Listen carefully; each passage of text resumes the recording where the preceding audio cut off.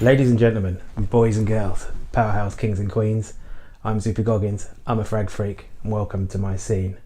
Today I have for you something very, very special. It is a fragrance which is very, very dear to my heart and almost defies belief in my opinion, how beautiful it is. The fragrance of which I speak is none other than Jaipur Homme EDP from Boucheron. Boucheron. I think it's pronounced Boucheron. Hopefully out of those 3 attempts I've got it right somewhere along the line. So, like I say, this is the EDP version. It is classified as a spicy oriental. Its date of release is 1998, and the perfumer behind this fragrance is Annick Menardo, the woman who brought you such greats as Resinous Rouge by Givenchy and Au Masculin by Lolita Lempicka. She's also done stuff for Dior and many, many others. Very, very good perfumer indeed. There's the beautiful looking bottle, and it is beautiful looking. The lid, however, is a travesty. My lid, when I picked the bottle out of the box, speaking of which, there is the box, the lid just fell to pieces. It was very tightly on the bottle, so I pulled it hard, and it fell to pieces. So as you can see, there's the result. Looks beautiful, tacky as hell, and it just fell to pieces, right, broken. I contacted the seller. I said, "Dear seller, your fragrance reached me in great condition and wonderful time. However, there's an issue with the lid, it's broken." The seller said, "If you'd kindly like to send it back to us, we'll issue you a full refund." To which I replied, "No thanks, I'll keep it, broken lid or not." So I was already kind of hooked by that stage, and I had virtually not even tried it. So I've got the dry down. Oh yeah, this is a 2012 bottle. I can give you the picture of the batch code just here. And I can give you the information obtained from that batch code as well. So 2012 one, this one here. So it's I think verging on vintage, if not vintage. But I believe that the modern formulation is as good. I've tried it myself. I couldn't really detect any difference at all. I'd need to do a side by side to see if there is. It's still amazing, the modern one. Okay, so as usual, I have the dry down on this side, and I'm going to freshly spray on this side here, and then give you what I think of it. Okay, so 1, 2. I put that down for a bit, and I'll give this the customary wave around. So when I first tried this fragrance, I was a little bit about it. It was it wasn't meh, it was just kind of nothing really massively grabbed me about it, but oh my word, did that develop into a true love. If my favourite fragrance, of which there is one, did not exist, this would probably be my favourite fragrance. Okay, I'm going to carry on to give this a little wave of my sillage. The sillage is wafting at me beautifully here. I'm just sent into raptures of joy every time I smell this fragrance. Honestly, it's mind-bogglingly beautiful.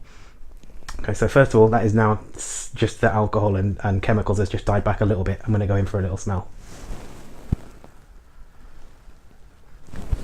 The opening is what I remember most about this fragrance, because it kind of, first impressions are very strong, aren't they? And there's a memory with me that it's very strong with this one of smelling it for the first time in my bedroom, opening the packet up, which I normally do in there, opening the package up, smelling the fragrance, and the first thing that hit me was lemon.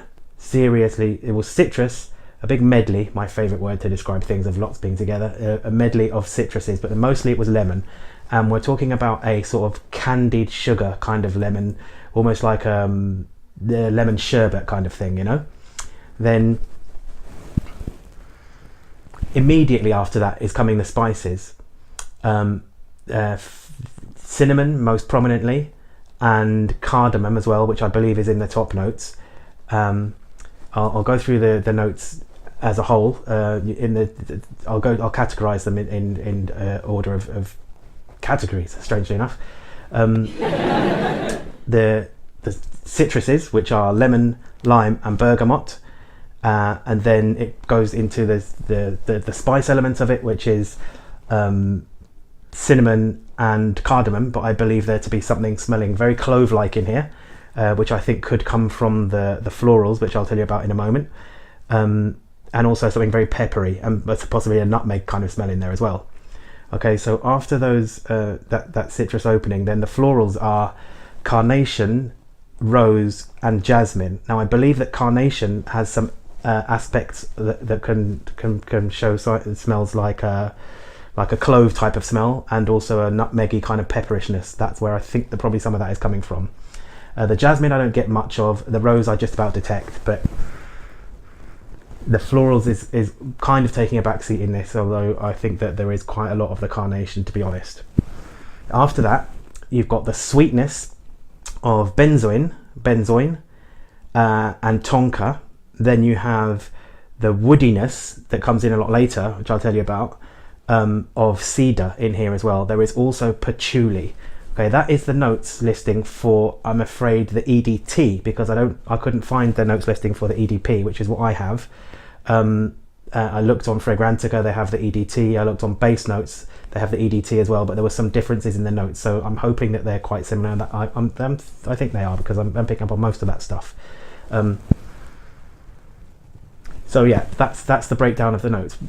What I get from it is initially that citrus, then the spices, then the mixture of florals, and a lot of the sweetness. And that sweetness is very, very powdery, but very creamy. Now that may sound slightly contradictory, but it's like a powderiness with a creaminess, and that creamy aspect it's not like a milky creaminess, it's almost like a buttery sort of creaminess. It doesn't smell lactic, it smells more kind of buttery and almost oily. It's divine.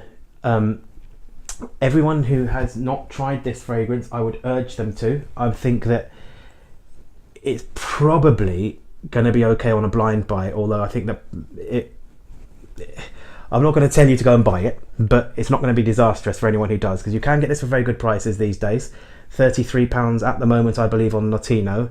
It's not discontinued, it is still readily available, and it's just mind-bogglingly beautiful as far as I'm concerned. It just brings warmth and happiness to me every time I wear it.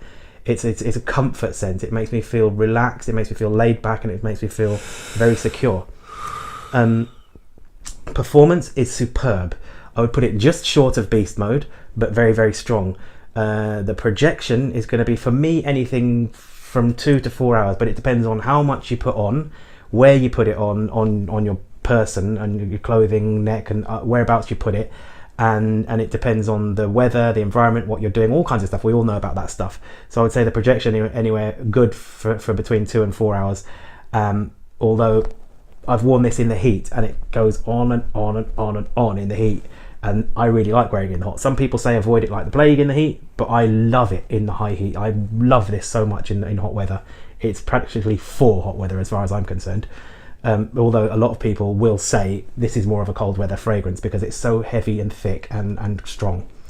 The longevity is through the roof. For me, 10 hours plus. And I mean, it's going to be a skin scent the following day on me. I can still smell it the following day. Yes, you have to dig your nose in, but it is still there. So the longevity is utterly superb. For me, this is a perfect fragrance. There's nothing that you could do to it to improve it. There's nothing I can say, oh, it'd be nice if it had this, that, or the other. I don't want to layer this with anything, and I do a lot of layering. I don't want to add to it in any way. There's nothing I've got bad to say about it. There's no this, that, or the other. There's no it would be better if about this at all. It is perfect in my book. It's a 10 out of 10 fragrance for me. Utterly no doubt. One of my best fragrances of all time. I absolutely love it. I urge you to try it. I think it could easily be unisex. It's got a very masculine edge to it, but it's not aggressively masculine. It's not going to make you smell like a bloke. If you want to try this, ladies, it's not like wearing something like Kurum or Azaro Pour Homme or Paco Rabanne from the original one. Nothing like that. It's nothing very, very locker room manly style. It's beautiful. It's soft. It's pretty. It's energetic. It's wonderfully captivating. It's sensual. I could go on like that for half an hour, but I don't want this video to be too long. It's already scraping on a bit. Absolutely and utterly superb. I love it to pieces. And there you go. So thank you very much for being with me. I'm Zoopy Goggins. I'm still a frag freak. I love that fragrance to pieces. I'll catch you next time, I hope. You can always comment if you wanna, like if you like, subscribe if you would, and press the notifications thingy, because if you don't, I'll come round your house, I'll knock on your door, and I'll run away again.